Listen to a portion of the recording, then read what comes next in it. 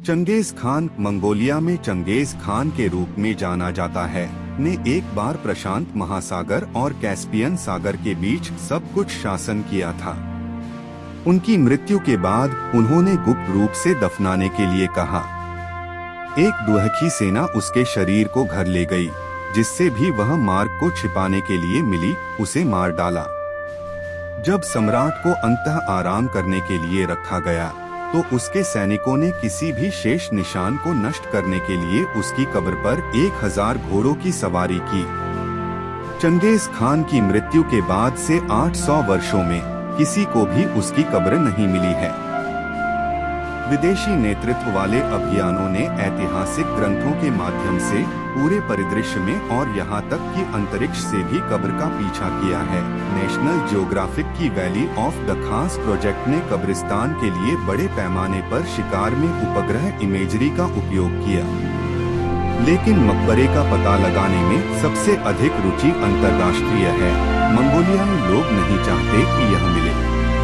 Genghis Khan की मृत्यु संभवतः अपने घोड़े से गिरने के बाद या युद्ध में लगे घावों के कारण हुई थी। अपने जनजाति के रीति रिवाजों के अनुसार उन्होंने गुप्त रूप से दफनाने के लिए कहा। उनकी दुहखी सेना उनके शरीर को मंगोलिया ले गई, मार्ग को छिपाने के लिए रास्ते में मिलने वाले किसी भी व्यक्ति को मार डाला। बाद में अपने आराम के स्थान के रहस्य को पूरी तरह से छिपाने के लिए आत्महत्या करके मरने से पहले जब उन्हें दफनाया गया, तो सेना ने अपनी गतिविधि के किसी भी निशान को छिपाने के लिए जमीन पर 1000 घोड़ों की सवारी की। चंगेज खान का मकबरा कहाँ है, इसके बारे में कई स्टोरीज हैं। एक में कहा गया है कि उसकी कब्र पर एक नदी को मोड़ दिया गया था ताकि उसे खोजना असंभव हो जाए। एक अन्य में कहा गया है कि इसे हमेशा के लिए अभेद्य बनाने के लिए परमाफ्रॉस्ट के साथ कहीं दफनाया गया था। अन्य दावों में कहा गया है कि मंगोलिया पहुंचने तक उनका ताबूत पहले से ही खाली था। मकबरे के स्थान को उजागर करने में एक और बाधा मंगोलिया का इलाका है। ग्रेट ब्रिटेन के आकार का 7 गुना, लेकिन इसकी सड़कों के केवल 2% के साथ देश में मुख्य रूप से महाकाव्य और काफी अभेद्य जंगल शामिल हैं और 3 मिलियन से अधिक की आबादी का घर है। अन्य शाही मकबरे जो खोजे गए हैं, उन्हें पृथ्वी में 20 मीटर तक गहरा खोदा गया है और यह संभावना है कि चंगेज खान को इसी तरह छुपाया जाएगा यदि ऐसा नहीं है। हालांकि कई कारण हैं कि कई लोग चाहते हैं कि उनकी कब्र अनदेखा रहे।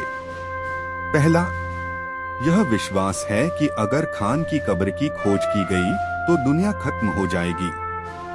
यह 14वीं शताब्दी के राजा तैमूर को वापस लाता है, जिसका मकबरा 1941 में सोवियत पुरातत्वविदों द्वारा खोला गया था।